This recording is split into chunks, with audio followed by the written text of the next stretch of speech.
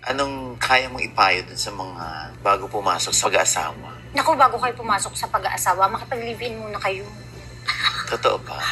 Ako, kasi ang marriage kasi, papel lang yan. Okay, kahit sabihin natin papel, pero kapag gusto mo magpa-anal, napakahirap. Kailangan mo pa ng pera. It will take 2 years, 3 years, bago ka ma-anal. So, ang hirap na naman, di ba? So, para sa akin, magsama muna kayo. Or kung hindi nyo kayang boyfriend, girlfriends na lang muna, tiwala lang, diba? Pwede mag-live-in muna kayo 1 year, 2 years, para at least makilala nyo ang bawat isa. Kasi in 2 years time, pwede mong ma-realize na hindi pala ito yung gusto ko. So at least wala kayong ginasto sa kasal. At least walang kailangang maging annulment. Kalas lang po. Tapos ang usapan. Nagkaanak kayo? Okay lang, di usap tayo sa ano. Pero at least wala tayong papel. Paano kung nakilala mo pa yung the one na talaga totoo pala, na 5 years na kayo, biglang siya pala talaga. So at least wala ka naging problema dito sa kabila.